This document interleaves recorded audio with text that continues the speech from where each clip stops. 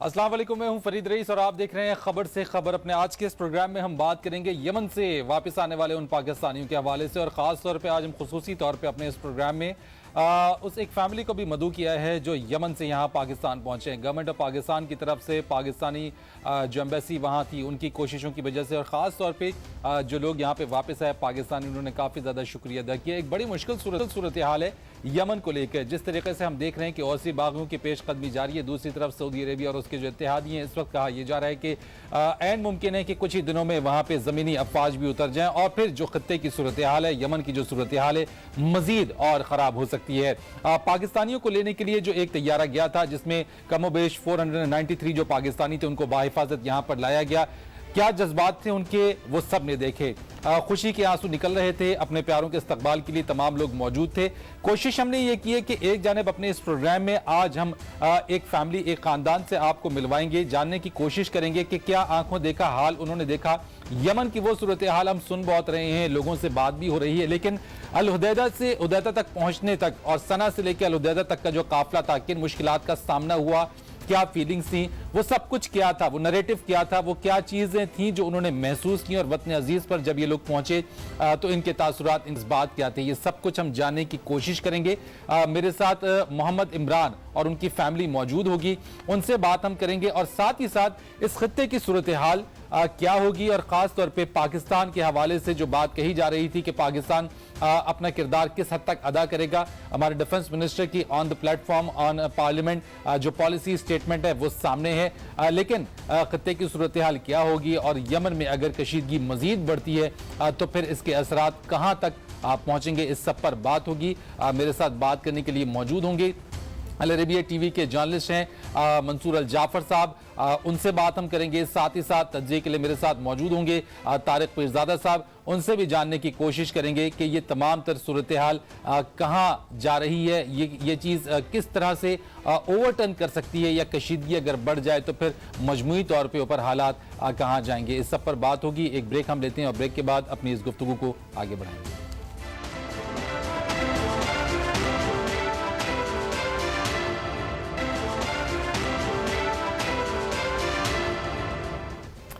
एक बार फिर आपको प्रोग्राम में खुश आमदीद कहते हैं। आगाज़ करते हैं अपने इस प्रोग्राम को, आगे बढ़ाते हैं। सबसे पहले मोहम्मद इमरान और उनकी फैमिली से ज़रा बात करते हैं, क्योंकि एक ह्यूमन एंगल, एक ह्यूमन टच इन फंसे हुए पाकिस्तानियों से जिनकी मुश्किलात बहुत ज़्यादा थी, और अब भी बहुत ज़्यादा लोग वहाँ पे फंसे हुए हैं जिनके लिए कोशिशें की जा रही हैं। इमरान, मुझे ज़रा आपसे आगाज़ करता हूँ। सबसे पहले तो बहुत बहुत आप लोगों को मुबारक हो, आपको, आपकी फैमिली को, आपके घर वालों को, और इस तरह से बाकी जितने भी पाकिस्तानी हमारे वतन वापस पहुँचे हुकूमत की कोशिशों से, आप एफर्ट से आप लोग यहाँ पर आए। किस तरह के हालात आपने वहाँ पे देखे, क्योंकि हम जानना चाहते हैं आपसे, आप हैं, आपकी फैमिली, आपके बच्चे वहाँ पे थे, क्या देखा आपने वहाँ पे, किन मुश्किलात का सामना करना पड़ा? जी बिस्मिल्लाह। सबसे पहले बहुत शुक्रिया डॉन टीवी का, और मैं तमाम अहले वतन का शुक्रिया अदा करना चाहूँगा, तमाम मीडिया चैनल्स का, कि जिनकी दुआओं के वसीले से हम सब यहाँ पे आपके सामने मौजूद हैं। हम वापस आ पाए खैरियत से, बखैर खूबी। जहाँ तक सवाल है वहाँ के हालात का, तो वहाँ के हालात जो देखे वो अल्लाह पाक किसी और को ना दिखाए, ये दुआ है सबसे। क्योंकि आज से 4 दिन पहले तक वेडनेसडे नाइट से वहाँ पे एयर स्ट्राइक शुरू हो गए थे सऊदी की तरफ से अगेंस्ट द हूती राइवल्स। तो उसके बाद जो सूरत हाल थी वो थी कि हम वेडनेसडे रात से लेके कल रात यहाँ पहुँचे तक नहीं सोए थे, क्योंकि रात में हैवी शेलिंग बॉम्बिंग होती थी। पहले उन्होंने शुरू की एयर बेसिस से और आर्मी बेसिस से, एयरपोर्ट से, फिर स्लोली एंड ग्रेजुअली वो शहर तक आ गए। फिर परसों रात को, जुम्मे की रात को जो शेलिंग हुई है वो सिविलियंस की आबादी के ऊपर भी हुए, कुछ शेल्स गिरे, और कुछ उसके सराउंडिंग भी जो सना के थे, कैपिटल के एरिया, वहाँ गिरे।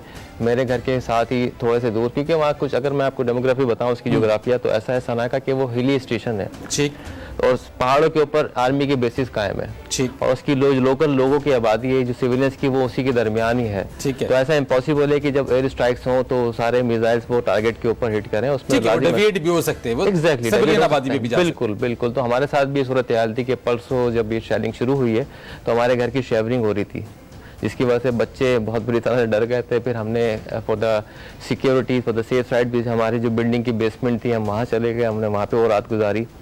शेलिंग की वजह से बिजली की सप्लाई भी डिस्कनेक्टेड थी, जो टावर्स इनके दबा हो गए थे। उस रात लाइट थी, खैर अल्हम्दुलिल्लाह इसके अलावा तो कोई प्रॉब्लम नहीं था कि लाइट का सिर्फ का इशू था, नहीं थी, फूड वगैरह का कोई प्रॉब्लम नहीं था। बहरहाल लेकिन जो खौफ जिसको आप कहते हैं, यार में ये लगता था कि शायद कोई एक शेल इधर ना गिर जाए, क्योंकि जिस तरह शिवरिंग हो रही थी बिल्डिंग की तो बहुत ज़्यादा तकलीफदेह और अजियतनाक। अच्छा, आप के साथ थी, जिस तरीके से आपके साथ और भी फैमिली होंगी, बाकी भी ख़वातीन होंगी, उनकी क्या तासुरात थे? क्या कभी एक्सपेक्ट किया था कि आप लोग, आपकी फैमिली यहाँ पे, आपके बच्चे यहाँ पे, ख़ास तौर पे बच्चे जो हैं उनमें अंदर डर बहुत होता है, किस तरह से प्रिवेंटिव मेजर, जिस तरह से बताया इमरान ने कि हमने ये सब चीज़ें की, आप लोग विद इन द फैमिली आप लोगों की कम्युनिकेशंस थी? जी बिल्कुल, तमाम जो फैमिलीज़ थी पाकिस्तानी, स्पेशली हम लोग लेडीज़ आपस में टॉक करते रहते थे कि अभी कहाँ कुछ सर्वाइव करने के लिए या तो एक दूसरे के आ जाएं, एक दूसरे को सपोर्ट करें, या ये होता था कि मतलब कोई प्रॉब्लम है, कोई फूड के हवाले से कुछ है, तो सब एक दूसरे कॉन्टैक्ट में रहते थे। इवन एम्बेसीज की फैमिलीज़ थी, उनकी भी जो लेडीज़ वगैरह थी, सबसे हम लोग कॉन्टैक्ट में रहते थे एक दूसरे को सपोर्ट करने के लिए। और इस वक्त पाकिस्तानी कम्युनिटी बहुत यूनिट थी, यानी एक मतलब यूनिटी बहुत देखने में आई कि सब एक दूसरे को कर रहे थे हेल्पफुल, बच्चों के हवाले से या हमें जो प्रॉब्लम आ रहे हैं एक दूसरे को सपोर्ट कर रहे हैं, इन टच है कि इनकेस आपकी तरफ कोई प्रॉब्लम है तो हमारी तरफ आ जाएं। इस तरह से हम लोगों ने एक दूसरे से कनेक्ट रहे हैं मुस्तकिल। क्योंकि वैसे तो आम तौर पे हम बाकी पाकिस्तान में जैसे रहते हैं, हालात ख़राब होते हैं चीज़ें, लेकिन दियार गैर में जाने के बाद ये एक होता है कि चलो ठीक है वहाँ पे इस तरह की सूरत हाल, लेकिन ये तो एक जंगी सूरत हाल बिल्कुल पैदा हो गई। बिल्कुल बिल्कुल, तो उसमें ये था कि यूनिटी बहुत थी कम्युनिटी में, सब चीज़ें सब एक ही वक्त में मतलब सर्वाइव करने की कोशिश करते एक ही साथ, किसी ने एक दूसरे को मतलब अकेला नहीं छोड़ा। ठीक है, यानी एक यूनिटी का मुजाहरा किया, पाकिस्तानी बिल्कुल यूनिट में रहे। ज़ैनब, आपकी माशाल्लाह से ये साहबजादी हैं, आपके 2-3 मुझे बच्चे हैं आपके।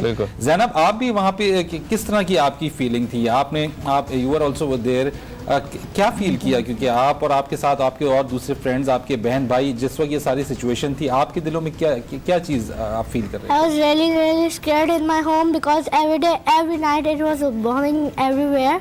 So we can't sleep every night from 7 o'clock to 6 o'clock to 6 o'clock next morning. We can't sleep every night. We were all scared. Me, my sister, my brother. We can't sleep all the night. तो वो खौफ, वो fear अब भी आपके जहन में है? आप अब भी वो कैसा फील आपको होता है? Once you landed to Pakistan, जब आपको ये लगा कि आप अपने होम कंट्री में जा रहे हो, तो आपको क्या फीलिंग हुई तब? I thought that now it is better, now it is nothing here, so I thought that it will be safe here, so it's nothing now. तो आप किस क्लास में थी वहाँ पे? स्कूल आप जाती थी वहाँ पे? Yeah. किस क्लास में थी? फोर्थ में। और आपके साथ आपके जो दूसरे क्लास फेलोज थे, जब ये सिचुएशन हो रही थी इस तरह की, बाकी क्लास फेलोज की क्या उनकी फीलिंग थी? वो क्या बात आपस में क्या क्लास में डिस्कस होता था? Because when I go to school, I go only one day. I went to school only one day. So then the next day it was bombing, so I can't go to school. So I don't know about that. Since the bombing was started, so the school is closed and. ठीक है, मुझे इमरान ये भी ज़रा बताइए अब कि आप लोगों का जब ये फैसला हुआ, यहाँ पे गवर्नमेंट ने आप पाकिस्तानियों को निकालने की जब बात हुई, सना से लुधियाना आप लोग आए, ये रास्ता कैसा था? ये कितना दुश्वार गुजार था? कितनी लंबी ड्राइव थी? कैसे मुमकिन हुआ? रास्ते में रिबल्स, रास्ते में बाकी जो चेक पोस्ट, क्या डर और खौफ नहीं था हर लम्हा? वाकई में था। इस वक्त हमें दो तरह का हम आपस में ये डिस्कस कर रहे थे कि जब हम वहाँ पे रहते थे नॉर्मल हालात में, तो होता हम पिकनिक मनाने के लिए जाते थे, जो ईद हॉलीडेज होती थी या लॉन्ग वेकेशंस के ऊपर। तो हम वी वर डिस्कसिंग के क्या टाइम था कि हम एंजॉय करते हुए इस सफ़र को, इस ट्रैवल को एंजॉय करते थे, और आज का दिन है कि हम इतने सिक्योर्ड कंडीशन के अंदर और स्कैर्ड या तो कि जो हमारा काफिला जब चला, जिस तरह हम गैदर हुए पाकिस्तान एम्बेसी के तवज्जुह से पाकिस्तान एम्बेसी के स्कूल में, और वहाँ पे फिर हर कोई जिस तरह से वहाँ से हम लोग चले हैं अपने घरों से with short span of time कि जी 5 घंटे के अंदर सब चीज़ें जो जिस तरह से पहुँच सकता है पहुँचे हैं। क्या ला सके? यानी लाजी बात है, इतने शॉर्ट टाइम में तो आप लोगों की जान बचाना सिर्फ नहीं पता। हम लोगों ने जो सबसे कम से कम सबने सामान रखने की कोशिश की, क्योंकि हमें अलाउ नहीं था। एक तो इतने सारे ट्रैवलिंग कर रहे थे, काफ़ी फैमिलीज थी, 12 से 15 बसेस थी ऑलरेडी, तो उसमें सामान से ज़्यादा लोग। कितने घंटे लगे आपको सना से अलहुदैदा आते हुए? 5 आवर्स ना, मैक्सिमम 7 आवर्स। और ये ट्रैवलिंग आपकी किस टाइम पे शुरू हुई थी? हमारी जी शुरू हुई थी, ये 3 बजे का टाइम था, चूंकि लोग बहुत ज़्यादा थे तो हम निकलते हुए, हाँ दोपहर 3 बजे, तो हम लोगों ने डिपार्ट किया था तकरीबन 4 o'clock दोपहर में 4 बजे, और हम उदैदा पहुँचे थे रात को 12:30 बजे।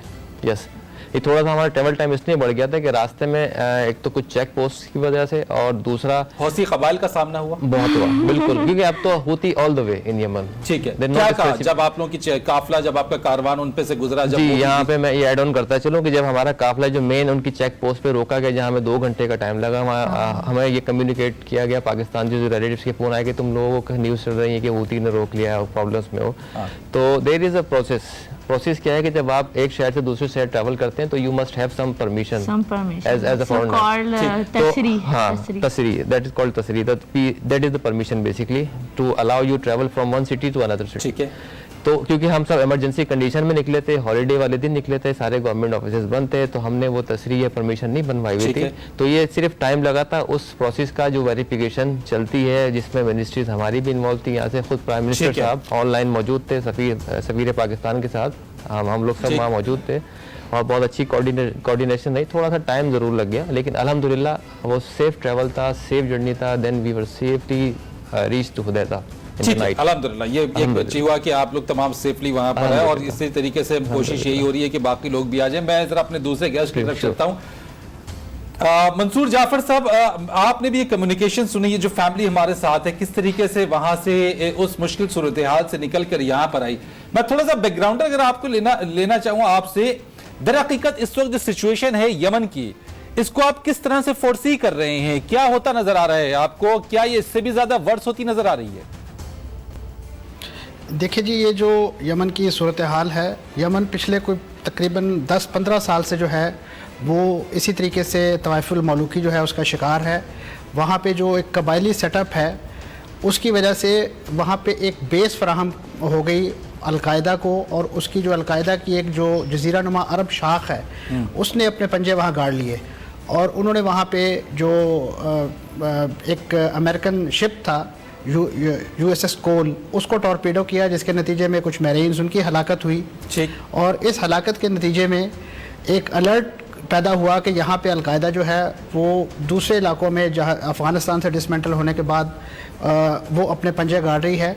तो उस वक्त जो है सऊदी हुकूमत ने पहली बार जो है इसकी बेखकनी के लिए जो है वो इक़दामात शुरू किए, और इसी तरीके से जो मगरबी दुनिया है उनके भी कान खड़े हुए, और उन्होंने जो वहाँ पे सदर मौजूद थे पिछले 30 साल से वो इक़्तिदार में रहे हैं, अली अब्दुल्ला सालेह, उनको लॉजिस्टिकली और पॉलिटिकली सपोर्ट करना शुरू किया। इस बात से कतई नज़र कि उनकी हैसियत एक मुतलकुल ऐलान आमिर की थी, डिक्टेटर की थी, एक फ़ौजी डिक्टेटर की थी, लेकिन उन्होंने एक लार्जर एजेंडे को सामने रखते हुए उन्हें तमाम लॉजिस्टिक सपोर्ट्स, तमाम पॉलिटिकल सपोर्ट जो है फराहम की। लेकिन उन्होंने इस पूरी सपोर्ट को जो है वो अपने अवाम की खिदमत और उनको उस दहशत गर्दी के अफरीद से निजात दिलाने के बजाय अपनी उस अथॉरिटी को दौलत जमा करने के लिए इस्तेमाल किया, अपने ख़ानदान को, अपने मुख्तलिफ अजीज़ व अकारब को मुख्तलिफ हुकूमती मनासिब जो हैं उन पर फायज़ करने के लिए इस्तेमाल किया, और उसके नतीजे में वो अपना इक़्तिदार भी नहीं बचा सके। और जब अरब स्प्रिंग ने ट्यूनिस से सर उठाया, और उसके नतीजे में मिस्र में जो एक बहुत बड़ा डिबैकल, उन्हीं के तकरीबन मुद्दत के एक मुतलक़ ऐलान हुक्मरान हुस्नी मुबारक के इक़्तिदार का जब ख़ात्मा हुआ, तो उसकी हीट जब यमन में महसूस की जाने लगी, तो उस वक्त जो है उन्होंने अपना इक़्तिदार बचाने के लिए, क्योंकि वो ख़ुद हूसी कबीले से बिलोंग करते हैं, ज़ैदी कबीले से बिलोंग करते हैं, उन्होंने हूसियों के साथ एक खुफिया माहिदा किया जो आज के इंडिपेंडेंट अखबार में शाया हुआ है, और उसमें ये तय पाया कि वो अपने इक़्तिदार बचाने के लिए जो जनूब का इलाका है, अबीन का इलाका है, वो ये जो हूसी लोग हैं इनको एक सेमी ऑटोनमस स्टेट बनाने के लिए हैंड ओवर करने जा रहे थे। ठीक है, मैं आपने मंसूर साहब, आपने तो ये बैकग्राउंडर बताया, तारिक पीरजादा साहब, ये तो हो गया बैकग्राउंड, फैमिली मैंने इनके तासुरात। ये मैं आपसे जरा पूछना चाहता हूँ, अब अगर जो करंट सिचुएशन है इस चीज़ के ऊपर, सऊदी अरब को जो तहफ़्फ़ुज़ात हैं, सऊदी अरब इस चीज़ की बेखकनी के लिए कोशिश है, जो उसके साथ अलाइज है, फिर हम पाकिस्तान को जिस तरह से देख रहे हैं, जो स्टेटमेंट पाकिस्तानी गवर्नमेंट की तरफ से जा रही है, मजमूई तौर पे आप इस पूरी चीज़ को इस खत्ते के लिए, और फिर अगर पाकिस्तान का जो किरदार है उसको किस तरह से देख रहे हैं? देखिए, पाकिस्तान का किरदार तो अभी एक सेकंड में इस पर बात करते हैं। देखना यह है कि इस वक्त यमन के अंदर एक रियासती निज़ाम मुकम्मल तौर पर टूट चुका है। वहाँ पर हुकूमती सतह पर जो इंतज़ामिया का वजूद है वो इस वक्त नहीं है। तमाम मुल्क के खाना जंगी का शिकार है। और हुती कबाइल ने, हुती कुव्वत ने जिस तरह मुख्तलिफ शहरों पर कब्जा किया है, सदराजी की हुकूमत जो कि एक मुज़ाकरात के सिलसिले में हुतियों से बात कर रही थी, वो ख़त्म हो चुकी है। अब जाहिर है कि वो मुल्क जो मशरिक़ वस्ता का एक अहम मुल्क है, उसमें अगर एक रियासती निज़ाम ही ख़त्म हो गया है तो उसको बहाल करना सबसे पहली बुनियादी ज़रूरत है। बहुत से लोग जज्बात की राह में बहकर ये नतीजा निकालते हैं, कहीं फ़िरका वारियत की बात करते हैं, कहीं कुछ करते हैं, लेकिन हकीकत ये है कि अगर हुती कबाइल के हवाले भी, कुव्वत के हवाले इस मुल्क को कर दिया जाए तो उन्हें भी यहाँ पर हुकूमत अपनी कायम करने के लिए एक मुसलसल खाना जंगी और जंग और लड़ाई की सूरत हाल से का सामना नहीं, तो आप इसकी वजह ये यमन तक जो ये चीज पहुंची है, आप इसकी वजह क्या हम इसको कह सकते हैं कि ये वही अरब स्प्रिंग था जो स्टार्ट, जो आगाज हुआ और अब चलते चलते ये यमन तक इसकी आग पहुंच चुकी है? और क्या यमन के बाद भी कोई अगला स्टॉप हो सकता है? देखिए, पहली बात तो यमन ही की कर लेते हैं। यमन के अंदर असल में जैसा कि कहा गया, एक अरसे से तवाइफुल मुलूकी की सूरत हाल है और जो सदर साले साहब हैं उन्होंने इस मुल्क की कोई खिदमत नहीं की है। यहाँ तक कि उनके हिर्स का ये आलम है कि उनका आधा चेहरा उड़ गया था इक़्तिदार से अलहदा होने से पहले एक बम धमाके के नतीजे में, लेकिन उसके बावजूद वो अमेरिका में इलाज करा के अपने बेटे के साथ इस वक्त भी पूरी तरह इक़्तिदार के हसूल में दूसरे कबाइल हुतियों के साथ दोबारा इत्तेहाद करके, जिनके वो मुखालिफ थे, ये यहाँ पर पूरी तरह अपनी ताकत आजमा रहे हैं। आज के अखबारों में है कि उन्होंने सऊदी हुकूमत को पैगाम भेजा है कि हमारे साथ कोई मामला तय कर लें। मैं कहना ये चाह रहा हूँ कि जब तक कोई बाहर की कुव्वत, इस वक्त ये मेरी राय है, जब तक कोई खारजी कुव्वत, चाहे वो अरबों की मुत्तहिदा कुव्वत हो या कोई और, इस वक्त यमन में आकर एक इंतजामी ढांचा बहाल नहीं करती, किसी किस्म के मुज़ाकरात का मामला खड़ा होना या पैदा होना या उसको किया जाना मुमकिन ही नहीं है। ठीक है, मंसूर जाफर साहब, आपसे जिस तरह से तारिक साहब ने कहा कि जब तक कोई इंतजामी ढांचा ना खड़ा हो जाए मुज़ाकरात की दूसरी चीज का सवाल ही पैदा नहीं होता है। इस वक्त हम जो देख रहे हैं, पहले एयर स्ट्राइक्स हुई और अब हम ये सुन रहे हैं कि जो ग्राउंड फोर्सेस हैं वो किसी भी लम्हे यानी दिन गुजर रहे हैं, किसी भी दिन जो है वो ग्राउंड फोर्सेस जो ट्रप्स हैं वो भी इन्वॉल्व हो जाएंगी, क्योंकि सऊदी अरब उसके साथ जो दीगर जो एलाइज हैं, अगर ये सिचुएशन पैदा होती है तो ऐसी सूरत हाल को आपके नजदीक आप किस तरह से देख रहे हैं? आपके पास क्या इंफॉर्मेशन है? आपके पास करंट ऑन ग्राउंड मालूमात क्या है जो वहां से आपको मिली है? देखिए जी, इस वक्त जो मौजूदा सूरत हाल यमन की है, ख़ास तौर पे जो उसका जनूबी हिस्सा है वो इंतहाई नगफ्ता बे सूरत हाल में है। वहाँ का जो अदन एयरपोर्ट है उसको आज हैवीली बॉम्ब किया गया है, क्योंकि जो कम्युनिकेशन लाइन है उसे तोड़ना इस वक्त जो है, जो सरकारी फ़ौज है उसका बुनियादी मतमा नज़र है, ताकि जो हूसियों को सप्लाई लाइन है कहीं से भी अंदरूनी मुल्क या बैरून मुल्क जो आ रही है उसे तोड़ना उनका एक बुनियादी यानी नुक्ता है। ठीक है। और इसी सूरत हाल वहाँ पे जो यानी मुज़ाकरात की जो पॉलिटिकल प्रोसेस की बात है वो इसलिए भी मुमकिन नहीं है कि जो हूसी हैं उन्होंने अपने आप को पॉलिटिकली एलियनेट कर रखा है। इससे पहले जिस अंदाज से उन्होंने सना में एक नागुफ्ता बे सूरत हाल पैदा की, जिसके नतीजे में वहाँ पे जितने भी गैर मुल्की सफारतखाने थे उन्होंने अपना बोरिया बिस्तरा गोल किया और उनमें से बाज़ जनूबी अदन को उन्होंने अपना मुस्तकर करार दिया। और वहाँ पे इवन के जो उनके सदर थे मंसूर हादी, उनको वहाँ से सना से फ़रार होकर अदन में पनाह लेनी पड़ी और वहाँ से अभी पिछले ही दिनों यानी 2 दिन पहले उन्हें अरब लीग के इजलास के लिए जो है सऊदी अरब ने रियाज के रास्ते जो है वो मिस्र भिजवाया है। वो अभी वतन वापस नहीं आ सके हैं। ज़ाहिर है वही एक पॉलिटिकल फिगर ऐसे हैं कि जिनके गिर्द सारा मुज़ाकरात का मेज़ जो है वो बिछाया जाना है, लेकिन हूसियों ने इस वक्त अपने आप को सियासी तौर पे बिल्कुल तन्हा कर लिया है और उनका कोई इंटरनेशनल दुनिया के साथ राब्ता या चैनल मौजूद नहीं है। ठीक है सर, एक ब्रेक मैंने लेनी है, जरा सा एक ब्रेक में लूंगा, उसके बाद इसी पर बात करते हैं। इमरान साहब से भी मजीद इस पर बात करते हैं और अपने मेहमानों से भी इस पे जानने की कोशिश करते हैं कि अब आगे आइंदा आने वाले दिनों के अंदर अगर जो ट्रप्स हैं वो पेशकदमी आगे करती हैं और अगर मजीद क्लैशेस होते हैं, इम्पैक्ट क्या पड़ेगा और क्या इसका कोई हल निकल सकता है? बातचीत हो सकती है, सीज फायर हो सकती है, या फिर इनके ऊपर जो है वो ट्रप्स की जो इन्वॉल्वमेंट है वो वही मसले का वाहिद हल है? एक बात करेंगे सबके ऊपर एक कमर्शियल ब्रेक के बाद।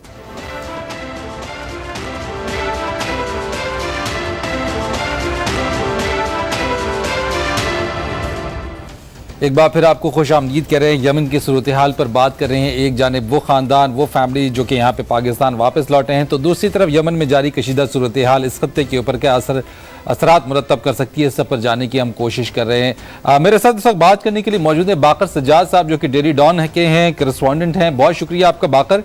एक जानिब बाकर हम ये देख रहे हैं कि जो गैर मुल्की खबर रसा इदारे हैं, उन्होंने अपनी वेबसाइट्स के ऊपर ये जो मालूमात हैं, जो इस वक्त जो द डिसाइसिव स्टॉर्म कोलिशन या जो इत्तेहाद इस वक्त बन रहा है सऊदी अरब के साथ, जिसमें सऊदी अरब के साथ दीगर जो 9 ममालिक हैं उनकी जो मिलिट्री सपोर्ट है उसके हवाले से बात की जा रही है। आपसे मैं ये जानना चाहता हूं जरा सा कि एक जानब उस जगह पे पाकिस्तान के इन्वॉल्वमेंट के हवाले से भी जो गैर मुल्की खबर रसा इदारे हैं वो उसमें कोट कर रहे हैं, गो कि पाकिस्तान ने यकसर तौर पर पाकिस्तान कह रहा है कि फिलवक्त कोई किरदार नहीं है, बल्कि सिर्फ वो पाकिस्तानी जो वहां पर फंसे हुए हैं उनको लेने के लिए PIA का एक जहाज गया और उसके साथ बहरी जहाज भी वहां पे उन्हें लेने के लिए जा रहे हैं। आपसे मैं जरा जानना चाहता हूं कि इस तमाम सूरत हाल पर फॉरेन ऑफिस का क्या कहना है और जो हाई अप्स जो कंसर्न आला अफसरान है इससे मुतालिक वो क्या कहते हैं। जी इस तरह से है कि फॉरेन ऑफिस तो इन तमाम रिपोर्ट्स को कि पाकिस्तान एक्टिवली इस वक्त ऑपरेशन में शरीक है उनको मुस्तरद करता है, क्योंकि जो पिछले हफ्ते की रात फॉरेन सेक्रेटरी ने ब्रीफिंग की थी तो उस वक्त ये सवाल पूछा गया था कि CNN में ये रिपोर्ट आई है कि पाकिस्तानी जहाज 15 के करीब वहां पर सऊदी अरब की तरफ से हिस्सा ले रहे हैं यमन पे बम्बार्डमेंट में, तो उन्होंने इस चीज को मुस्तरद कर दिया।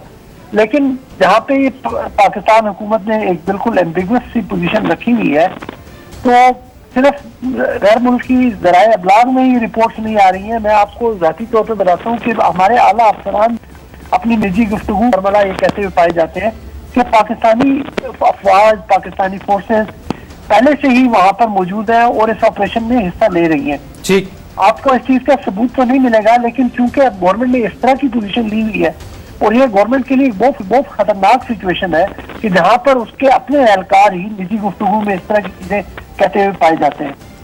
ठीक है बाकर, बहुत शुक्रिया आपका। आपने ये वाली बात की ऑफिशियली, गो के इस चीज के ऊपर कोई क्लैरिफिकेशन नहीं है, लेकिन जो आपकी अपनी जराए हैं, जो आपकी सोर्सेज, वो आपने इस पर बताया। तारिक साहब, प्रोग्राम का वक्त मेरे पास सेगमेंट का बहुत कम रह गया, मैं आपसे बहुत शॉर्ट इस पे जानना चाहता हूं कि आपके नजदीक इस तमाम सूरत हाल का मुस्तकबल आप इसको किस तरह से देख रहे हैं। देन मंसूर साहब से भी इसी चीज के ऊपर बहुत मुख्तसर जवाब लूंगा। देखिए, मैंने पहले कहा कि चूंकि यमन मुकम्मल तौर पर तवाफिल मुलूकी और इंतशार का शिकार है, वहां पर हुकूमत रियासत के अंदर कायम नहीं है।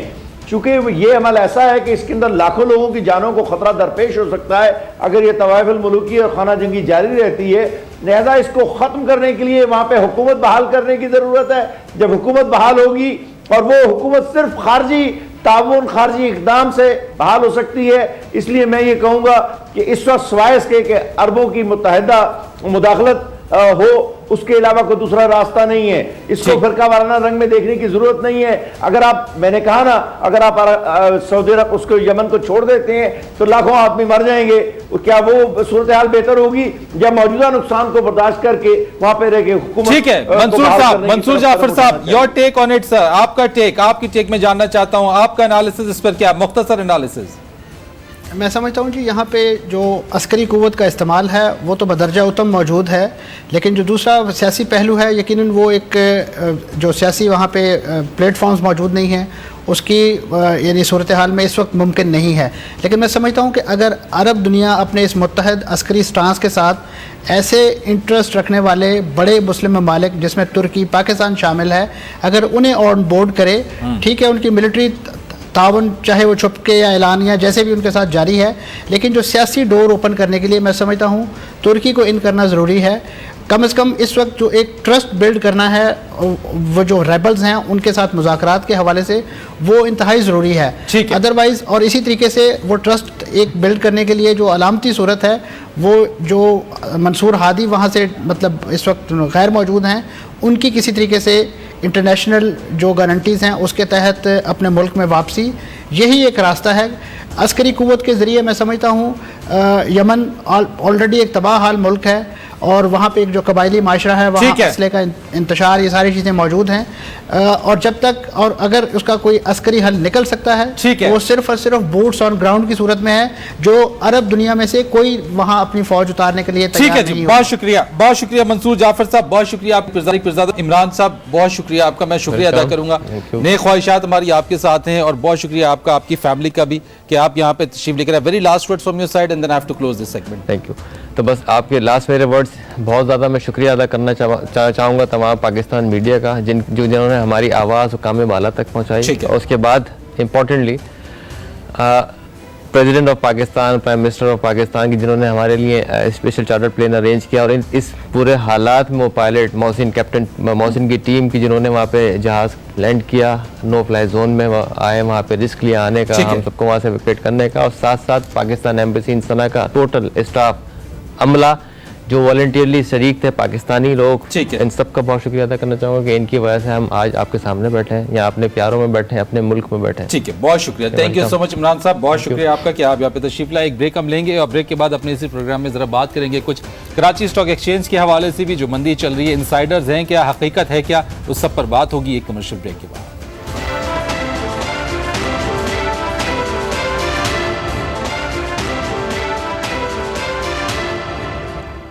एक बार फिर आपको खुश आमदीद कहेंगे, बात करेंगे जरा कुछ कराची स्टॉक मार्केट के हवाले से। गुज़िश्ता कई दिनों से कराची स्टॉक एक्सचेंज में मंदी चल रही है, और अगर हम देखें कि आज की अगर हम बात करें तो भी 1300 से ज़्यादा पॉइंट्स की जो कमी है वो देखने में आई है, और जो एक नफसियाती हद है, जो उसका बैरियर हम कहते हैं लोअर साइड के ऊपर 29,000 की हद से भी जो है वो नीचे चला गया। वजूहात क्या है, ज़्यादा टाइम ज़ाय किए बगैर बेसद बात करने के लिए इस वक्त मौजूद हैं मीर मोहम्मद अली खान साहब, जो कि इंटरनेशनल इन्वेस्टमेंट बैंकर हैं। जानते हैं ज़रा उनसे कि कराची स्टॉक एक्सचेंज में जो मंदी है इस वक्त, उसकी बुनियादी वजह क्या। बहुत शुक्रिया आपका मीर साहब। मैं आपसे बुनियादी तौर पर जानना चाहता हूँ कि ये हो क्या रहा है कराची स्टॉक में। शेर है ना, कुछ तो मजबूरियाँ होगी, यूँ कोई बेवफा नहीं होता। तो आज की मार्केट के लिए मैं सिर्फ यही कहना चाहूँगा, देखिए बहुत सारी वजूहात हैं। लोग कहेंगे आपको कि ऑयल प्राइसेस गिरने की वजह से मार्केट गिरी है, which is not the right point, क्योंकि ऑयल प्राइसेस गिर के अरसा हो गया है, that factor is already factored in to the stock market. दो चीज़ें हैं, दो वजूहात हैं। एक तो हमारे यहाँ स्मॉल इन्वेस्टर्स में अवेयरनेस नहीं है, मार्केट की नॉलेज नहीं है, थोड़ा सा झटका आता है तो वो पैनिक करके बेचने लगते हैं। एक चीज़ जो ऑलरेडी नीचे गिर रही है उसके ऊपर और अगर आप प्रेशर डालें तो वो और तेज़ी से नीचे गिरती है। दूसरी चीज़ ये है कि एक्चुअली जो इंटरनल मार्केट की बात है वो ये है कि सिक्योरिटीज़ एंड एक्सचेंज कमीशन मेरी नज़र में तो पिछले 30-35 साल से सो रहे थे। जब मार्केट गिरती थी तो स्मॉल इन्वेस्टर्स का कोई ख्याल नहीं रखता था। All of a sudden they have woken up, उन्होंने सारे नोटिस भेजे हैं all over brokerage, which is a very good thing. मगर आप तो क्या उससे वो ब्रोकरेज हाउसेस के नाराज हो गए हैं? ब्रोकरेज हाउस नाराज भी हो गए हैं। वो ब्रोकरेज हाउस ओनर या सीईओ आपको ये बात नहीं बताएगा, इसलिए कि वो उनके ऊपर तलवार लटक रही है इस वक्त। लेकिन होता ये है कि जो अगर के कोई गलत कर रहा है तो उस गलत को आप पकड़े, जो सही भी है उसको भी आप पकड़ के नोटिस दे रहे हैं कि जी हम समझ रहे हैं कि आप गलत कर रहे हैं, विच इज रॉन्ग। वो चीज क्या करती है, वो चीज जो मार्केट प्लेयर्स हैं उनको डरा देती है। क्योंकि देखिए ना, अगर एसईसी चाहे तो वो मीखे निकाल कर किसी को भी किसी भी वजह से नोटिस देके साइड पे कर सकती है, अगर वो चाहे तो। जब ये खौफ दिल में बैठ जाता है कि यार 30-35 साल से तो सो रहे थे, अब उठे हैं, तो एक सिस्टमैटिक तरीके से उठे, जो गलत कर रहा है उसको पकड़े, उसको पकड़ के इबरत दिलवाएं। ठीक है, लेकिन अगर जागे भी हैं तो वो भी उस सही तरीके से नहीं जागे। देखिए आप 30 साल 35 साल सो के एकदम जाग के मार्केट में, ये इतनी अच्छी मार्केट है, this is one of the best markets value based with in the reason.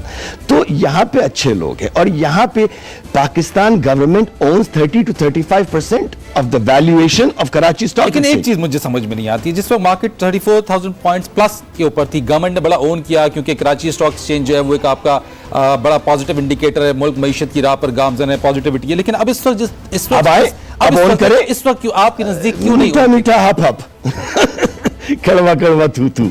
Government has to do, इस वक्त गवर्नमेंट को इंटरवीन करना पड़ेगा। सिंपल, देखिए गवर्नमेंट इंस्टीट्यूशन जैसे ईओबीआई हो गया, नेशनल बैंक हो गए, दूसरे एनआईटी हो गया, दूसरे फंड्स हो गए। देखिए market government, I am the biggest opponent of government intervention in the market. मगर एक वक्त ऐसे आता है कि जब आप परसेप्शन देख रहे हैं बिल्कुल नेगेटिविटी की तरफ जा रहा है. So the government should come in and start buying at this point. ठीक है ना. वो जब खरीदना शुरू करेंगे तो ये कोई खराब चीज नहीं खरीद रही है. ऐसे नहीं हो रहा है कि जो अमेरिका ने कोई 700 800 900 बिलियन डॉलर इंजेक्ट किया था 2008 के बाद, उन्होंने तो सिख कंपनीज के शेयर खरीदे थे और उनको भी टाइम दिया था टर्न अराउंड का और बेच दिया था. इस वक्त इनको ये जरूरत नहीं है. इस वक्त इनको बाइंग करके पैनिक सेलिंग को. तो जो लोगों का लॉस हुआ है उसका जिम्मेदार कौन होगा मेरे साथ? देखिए ये बहुत ही एक अजीब सी बात हो जाएगी अगर मैं ये कह दूं कि गवर्नमेंट जिम्मेदार है. देखिए ये this is not professional to say कोई एक पार्टी जिम्मेदार है, मगर होता ये है कि बारी बारी सब आए, सब ने हल्का हल्का मारा. अब वो मारते मारते मारते मारते वो बंदा गिरा मेटाफोरिकली स्पीकिंग, और उसके बाद आप कह रहे हैं यार किसके थप्पड़ से गिरा था. आखिरी में इस वक्त पॉजिटिविटी की करनी चाहिए. किस तरीके से इस डिक्लाइन को रोका जाए, सपोर्ट किया जाए.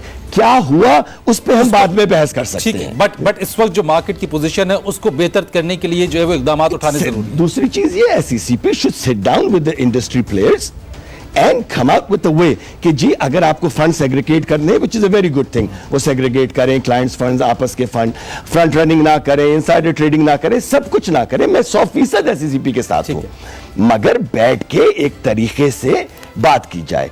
बम नहीं फाड़े जाते फाइनेंशियल मार्केट्स में, क्योंकि फाइनेंशियल मार्केट से देखिए लोगों की म्यूचुअल फंड्स, $5 बिलियन इंडस्ट्री है म्यूचुअल फंड्स की, जो कि जिसने 10,000 5,000 रुपए लगाए हुए हैं वो mutual fund indirectly equity market में लगे हुए हैं. ठीक है ना.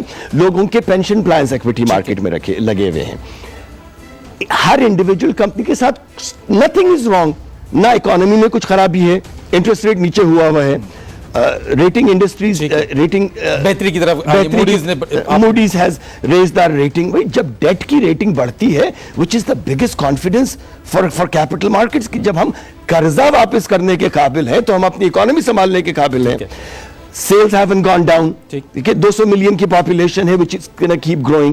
So what is happening? This is nothing but panic selling. आप कह रहे हैं panic selling. This is panic selling and panic is becoming logical. ठीक. तो जो फॉरेन सेलिंग की हम बात करते हैं, फॉरेन सेलिंग है, फॉरेन कंपनीज हैं, गोरा जो है वो यहाँ पे अपने जो वो यहाँ तो बहुत सारे काले गोरे हैं जो दुबई से अकाउंट अपने ही करके यहाँ पे लाए हुए हैं. Meaning Pakistanis have accounts in Dubai posing as. I have spent my entire professional life on Wall Street. Let me guarantee you one thing. Foreign institutional funds जब खरीदते हैं तो वो ना ही जल्दबाजी की वजह से खरीदते हैं और ना ही पैनिक में बेचते हैं. ठीक है. They take a 10-year view, 15-year view, 20-year view. Chand funds ऐसे हैं जिनके पास OGDC, PPL, PSO बड़े तकरीबन मुफ्त में हो चुके हैं उनके पास, इसलिए कि डिविडेंड्स और कैपिटल गेन्स मिलाकर, क्योंकि लॉन्ग टर्म उनकी होल्डिंग है.